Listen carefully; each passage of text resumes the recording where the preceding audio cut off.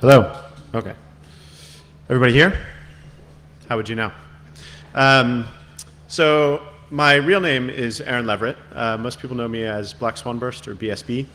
I'm going to do a talk about industrial control system security. I don't expect many of you work in this space. If you do, then this will be very abstract. And you can get more technical detail later. We can hang out after the talk if you would like. This is going to be a rambling, crazy talk because I'm a rambling, crazy person. But the main thing is a good talk should be like a comet, right? It should be dazzling and brilliant and over in a flash. And I can't really manage the first two, so I'll aim for the latter. So it's going to move really quickly, okay? So before I begin, I'd like to have some idea of who is in the audience. Who was here at EMF camp last time? All right, cool. Who's here at EMF camp this time? Good, just making sure you're awake. Are there any other hackers in the audience in the security sense? Yes? Okay. Any white hats? Any black hats? Any intelligence agents? They never raise their hand. Oh, there's one. Excellent. Fantastic. Okay, we'll get on with industrial control system security. So I don't usually like to talk too much about myself, but since many of you don't know me, you probably want to have some idea of my credentials. Instead of giving you a giant CV of all the places I've worked and the hundreds of engagements that I've done testing industrial systems, I'll just give you this picture to give you a sense. I've been doing this for about 2.5 years as an industrial person, if you like. What I mean by that is I've been a penetration tester and researcher for IO Active for the last 2.5 years. Before that, I was doing my master's at Cambridge, where I rescued 10,000 industrial systems from the internet for a laugh. And before that, I worked at GE Energy in quality assurance, testing various domain systems. So, distribution management systems for the electric grid primarily, but also other systems used in the electric sector. Before that, I was doing other stuff that's not terribly interesting. So I think people should care more about infrastructure in general, particularly geeks, particularly EMF camp. I think infrastructure is really interesting. I think we all depend on it. And I could make a big hand-wavy argument about things blowing up and what would happen if we didn't have water or power, but I think that's all kind of a bit boring. Instead, what I'd rather do is encourage you to think about infrastructure, care about infrastructure, go and visit it, find out in your local neighborhood what's going on. And one of the things that's really exciting about EMF camp is you actually have that opportunity.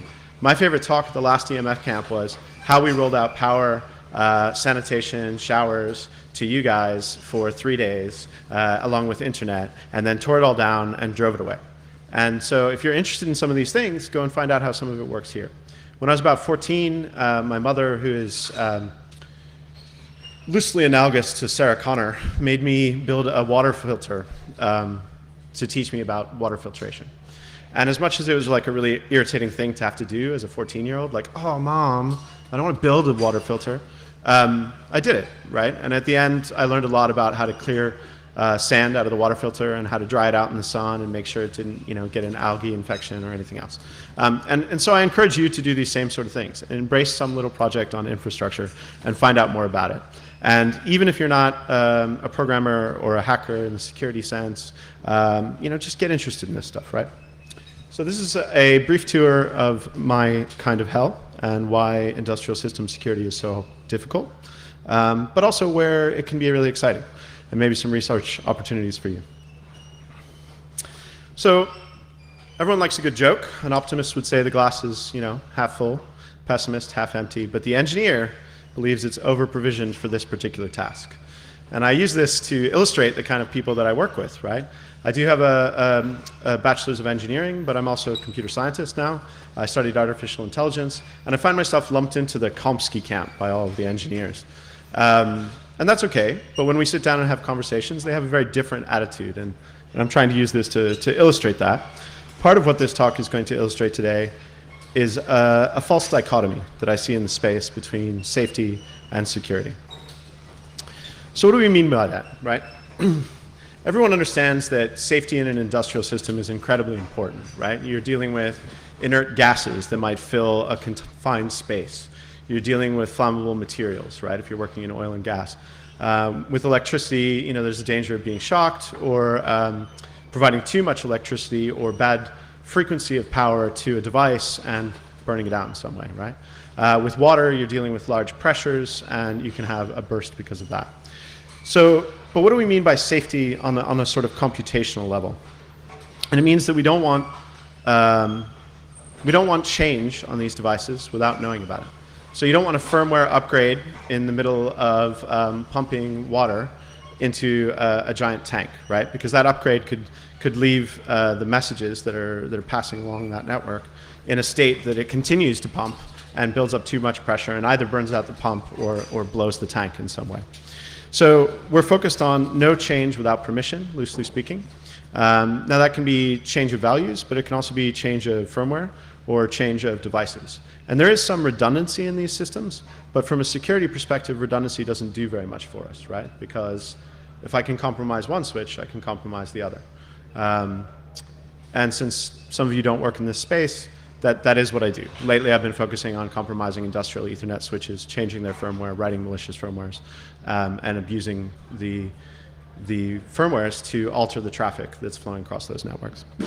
Okay, so the important thing here is that safety people have an assumption, and the assumption is that the code or the firmware has not been changed without going through proper channels. Because they have these processes in place and they say, don't touch this device, don't change this device, and no one's come to them and said, okay, I changed that device, then they believe it's still in the same state it was when they started. In a physical world, that's a relatively good assumption. You can keep your eyes on things. But in the digital world, that's not always true, right? In particular, I find that the hardware and the firmware don't support these features, right? So I can do, say, an MD5 or SHA-256 check on a firmware, but the device itself in an industrial system doesn't always do those checks on its own, right? Okay, so what about the security culture? We run around like our heads are on fire and we panic and we tell everybody to patch stuff because they're using Telnet. And that's sometimes a little bit unfair, especially in a working operational environment. We make safety people crazy because we're asking them to change things that are already functionally safe. And the fact that they've had to go through months of proving to some auditor that this is functionally safe means that when they update it, they have to go through that whole process of 6 months of proving it again. And that can be deeply, deeply frustrating for them. So the assumption on the security person's part is that it has been changed unless you prove it hasn't been changed, right? Someone has altered the firmware when you weren't looking or you weren't paying attention, and you need to consistently verify that the firmware of some device has not been changed. Now, you could also talk about this in terms of protocols. It doesn't have to be the firmware, right? The traffic on the wire can be altered as well, and you want some sort of cryptographic assurance that it hasn't been altered. Now, because I've worn this preposterous mustache today, I'm going to demonstrate this in the most ridiculous way I possibly could with a card trick. So, to prepare for this trick, we'll need to set the deck in advance, get some people to inspect it, get some people to help me out in verifying the condition of this particular deck. I know you guys, so I should probably not start at this end because I know these guys. So I'm going to go over here. And at the end of the talk, I'm going to need 11 people to help me out for this. So hopefully you're going to be willing to volunteer and come forward, because if you all just stand back there, it's going to be very, very awkward. So anyways, let's make sure this is a real deck of cards and it's shuffled and it's different.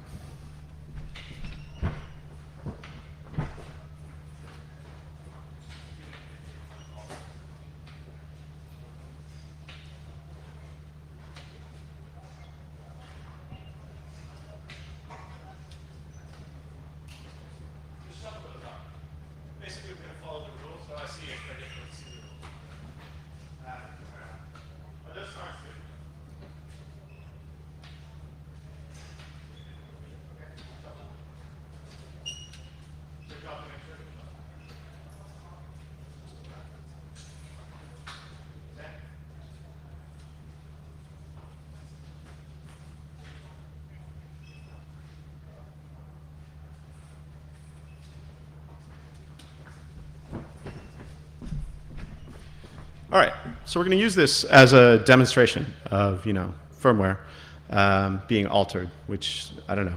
Like I say at the bottom is a terribly shoehorned metaphor, but it gives me an excuse to be strange in the middle of my talk. So I'm going to set this aside right here on this top hat, and it's your job to watch this deck of cards and be sure that it doesn't change order somehow during the rest of the talk.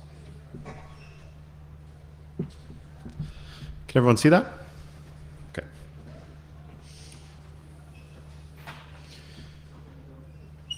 Okay, so this photograph I took while I was on holiday, and I think it demonstrates pretty much one of the conflicts between safety and security.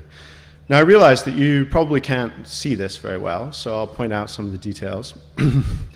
But take a look carefully, right? This is a medical device for helping restart a heart, first aid, right? Safety first. But it does have an access code down the side. I don't know if you can see these buttons along the side here. And written on top of that device is the access code, 2888, I guess, so that people can get hold of this device whenever something is happening. Now, this is by the side of a port up in Scotland. So presumably, the access code is there to keep people from stealing it, right? But it's like the security people and the safety people haven't worked together. They haven't thought about this in advance, and so you just have to post up the access code on the top. And I find that really frustrating, because safety people are intelligent, interesting people, right? Security people, intelligent, interesting people. But they're kind of at odds with each other all the time because of this culture clash. And I don't think the culture clash actually exists. It's just that the technologies that have been put in place have been put in place without communication between the two sides of the equation.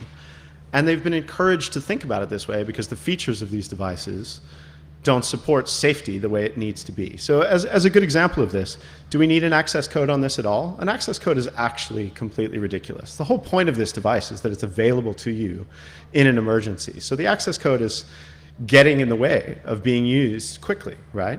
So maybe what we should be focusing on in this particular case is logging, detection, incident response, and maybe even some sort of tracking device. So if someone does steal it, you can try and recover it, or even just CCTV, putting a CCTV camera over this, so if someone uses it for the wrong purposes, you can record the event and report it to the police or do something. And this is my point. Like, this false dichotomy of safety versus security needs to stop, and we need to kind of collaborate in this sense. So one of my favorite concepts is passive safety. Now, I know everyone in here has spent hundreds of hours working with liquid fluoride thorium reactors. I myself have also logged 0 hours on one of these reactors. But I was given this as an example. Like, I was told to read up on these by a mentor of mine. And he said to me that, one of the interesting things in these reactors is this sense of passive safety, right? So the reacting vessel and the salts that are reacting with each other decay naturally and stop reacting on their own, which is very useful because you have to maintain the reaction to keep things going. But the main thing is that it has a freeze plug in the bottom of this reactor. And you have to apply energy to this freeze plug. You have to continually cool this freeze plug.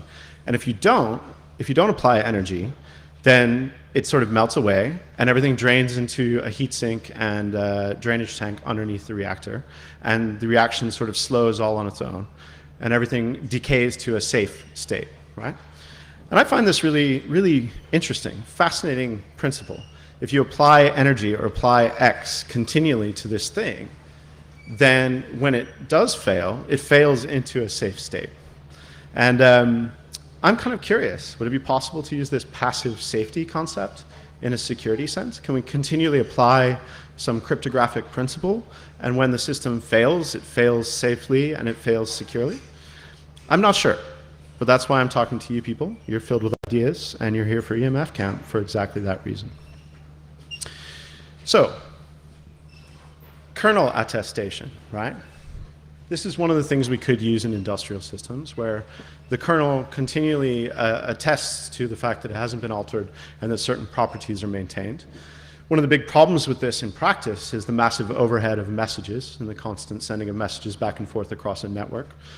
Sometimes that would violate our real-time constraints, for example. But it's still an interesting idea, and I feel it's just pushing onto the edge of that passive safety, passive security kind of concept. We have a big problem with patching because of the safety problems that we discussed earlier in the industrial systems world.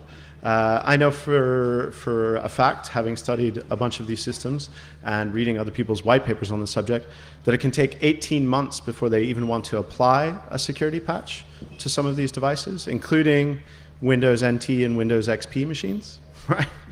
Not only that, it's 18 months before they start the process, and then sometimes 6 months to get the paperwork in order to actually be able to apply the patches.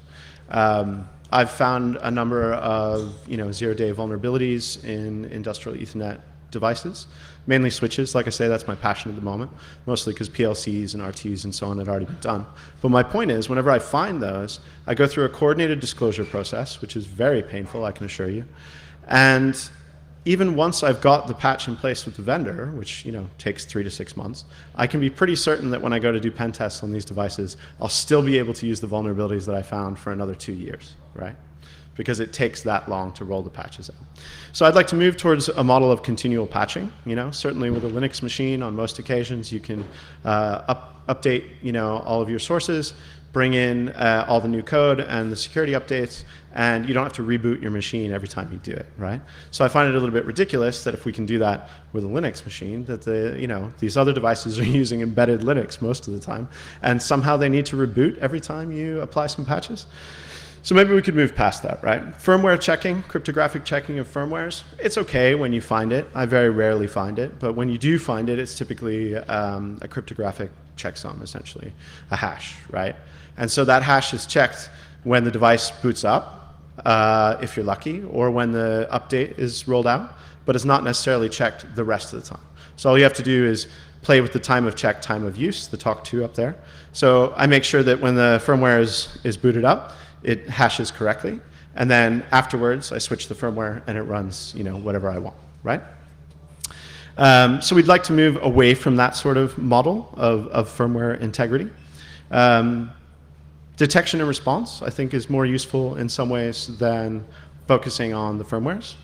And the idea of sensor fusion with trust levels, okay? I'll come back to that a little bit later.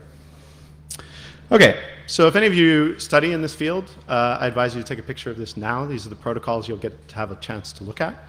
These are mostly unauthenticated protocols and mostly protocols without any integrity, which is really disturbing because this is controlling your industrial infrastructure. Go and look them up, find out for yourself. You don't need to be a hacker to check that all on your own. We have real-time constraints in these systems. What I mean by that is a message might need to get from one device to another in milliseconds or microseconds to guarantee some safety condition. This makes the cryptography in this environment very, very difficult because we have to do the cryptographic computations within that time scale. And also, we usually have some resource constraints, memory, processing, entropy, and random number generation, these kinds of problems. Key management is also a nightmare. The thing I find most often these days is hard-coded cryptographic credentials, whether they're used for SSH or SSL. There's a big movement to wrap TLS or SSL around every industrial system protocol, which means all of these different devices need to have different keys and we need to manage them. How do you do that in a real-time sense? It's quite a challenging problem. If you're interested in cryptography, you can go that direction and study some of that. Okay, I think threshold cryptography is far more interesting. Does anyone here know what a zero-knowledge proof is? Excellent. 1. Okay. 2. Zero-knowledge proof? No? 3? Okay. So zero-knowledge proof, I think they're really interesting. The basic idea is, let's say I know something, and I want to prove to you that I know this thing, but I don't want to reveal to you the thing that I'm proving. This is the simplest example I could find. My favorite personal example involves the graph 3 coloring problem and proving the isomorphism of the graph or the solution for the graph. But let's just stick to this simple one for the moment. Let's say Alice has 2 cups and wants to claim that they both contain the same amount of marbles. And then Bob wants to verify this. Then Alice can offer 2 buckets that also contain a number of marbles. And Bob can choose which cup gets poured into which bucket, right? And then Bob can count both buckets and make sure that they both match. And in the process of choosing which cup goes into which bucket, if we assume that they were different and not actually the same, that Alice is lying to us, then, and that Alice had sort of rigged the buckets down below so that they would match up, then there's a 50% chance of him having chosen the wrong buckets and that coming out all right. So I don't know if you can see this down here at the bottom of step 3, but you can have a 50% confidence for the first game, 75% confidence for the second game, and 95% confidence after the 5th game that they do indeed contain the same marbles. So this is, loosely speaking, how interactive zero-knowledge proof systems work. And my argument is that you can embed this into some of the industrial systems protocols, because the first 5 messages that are exchanged in an industrial system protocol are not usually that important. And some of the sessions are maintained for years at a time. So you would slowly be building confidence, and you would only perform sensitive operations once you had built confidence to a level that you're comfortable with. So far, I haven't seen many people explore this idea, so I'm encouraging you to think about it. In a presentation about 6 months ago, I asked the vendors of these systems if they would commit to a 6-month average patch time. And I specify average because some bugs are really thorny and really difficult. And I asked them, if I come to you as an outsider and I produce something I consider to be a failure in security terms or an exploit from one of your products, will you patch within 6 months? And this is the response I got. In fact, I didn't even make this picture. This is a fan picture sent to me after that presentation. If you want to see the video, there's a nice awkward 2-minute silence after I asked that question to 6 or 7 of the big companies who build these systems. Okay, so this is about what you can do, and I'm going to speed very quickly through it because I'm running out of time. What could you do on the host scale? You can do better firmware verification. If you're interested in that sort of thing here, you can focus on that. Non-disruptive patching technologies and techniques in memory patching, for example. Safe and secure defaults. In fact, I haven't put formal methods analysis in here, but one of the interesting things you can do with OCaml these days is draw the model from the implementation and then do formal methods verification of the code in a sort of backwards way to make sure that it's not going to violate your safety constraints, right?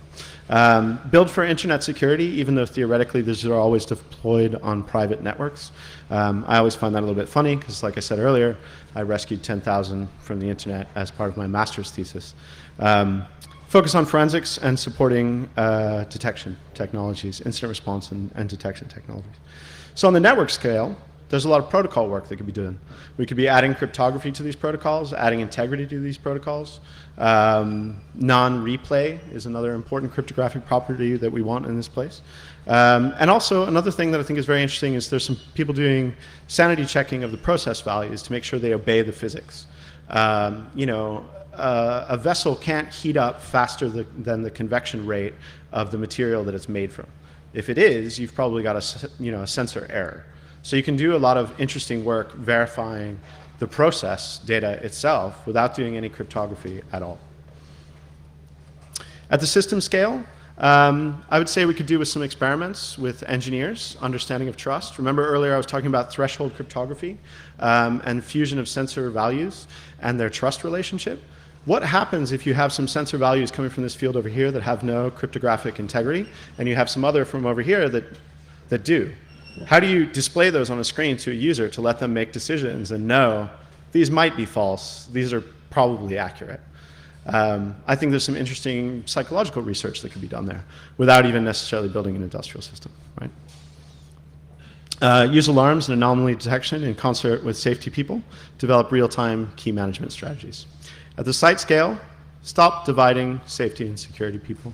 Put them together in a room and let them actually get requirements from the vendor to build the system differently. So avoid this false dichotomy and really ask the people present, why not? What are the safety properties you need to be sure have not been altered? And what are the security properties that you need to be sure are in place? Build an incident response plan, test security during factory acceptance testing and site acceptance testing, write security requirements for the vendors and get them to stick to them. And then another thing I think that would be interesting for any of you, just as citizens of the world who depend on infrastructure, is to learn about 5 industrial system security incidents. I do another talk about 10 industrial system incidents that occurred before Stuxnet. Everyone talks about Stuxnet, but no one talks about the really boring attacks that occurred before that. And there's over 200 of them in a database. So these things do happen, and we should prepare as a society for them. At the nation scale, examine showdown results for vulnerable critical national infrastructure. Like I said, that was my thesis. Very effective. People are continuing that work to this day, which is great for me because I can go and do other things. Study the falling cost of finding these vulnerable systems and participate with some of these other organizations such as ENISA. And here in the rest of the world, if you're kind of a post-nationalist like myself, respond to the reports of other countries about attackers coming from your country. Run honeypots and catch badness, and just generally do research and try and help us out. It's your infrastructure. Regardless of whether you're interested in cryptography or industrial systems or anything else, agitate, agitate, agitate. Ask the boards what they're doing about security. Reduce your own infrastructure debt. Consider, there's people talking about making 300-watt wind generators, which isn't very much. It's like a couple laptops and your phone and some other stuff. But, they're going to build them from 3D printers and you can fit them in your backpack. Why not experiment with some of these tools and reduce your own infrastructure debts? The main thing here at EMF, invent some decentralized microgrid, micro-infrastructure tools and disruptive technologies. And I guess it's about time we get back to this. So I'm going to need 11 people. Could I have 11 volunteers? Come on up. Come on up. 1, 2, 3, 4, 5, 6. Come on up. Come on stage. Okay, I'm going to need one of you to help me out. Do you mind just saying stop? Stop. Okay. Now it's important that you remember your card when I do this trick. Because if you don't remember your card, in fact, I have an easy way. Have we got 11? 1, 2, 3, 4, 5, 6, 7, 8, 9, 10. One more? All right. Fantastic. So look around.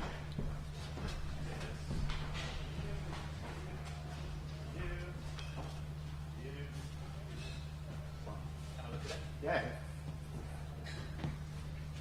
Now, was this deck of cards altered during the talk? Did anyone walk up and change the deck of cards? It might have been. Which is my proof entirely, right? Let's see if I can actually do this. Everyone, hold your cards to your chest. Think about your card. Let me see if I can get all of these. And then go have a beer. I have to admit, at this point in the performance, I sometimes wonder what would happen if I didn't get these. But just a thought. If I name your card, please set the card back on the deck and walk back into the audience. Let's see here. The 10 of clubs. Oh, this is interesting. We've got some sevens. We've got the 7 of hearts, 7 of spades, 7 of diamonds, 2 of clubs, ace of hearts. Let's see, the 5 of spades, the 3 of diamonds, the 6 of clubs, 3 of hearts, and the 8 of spades.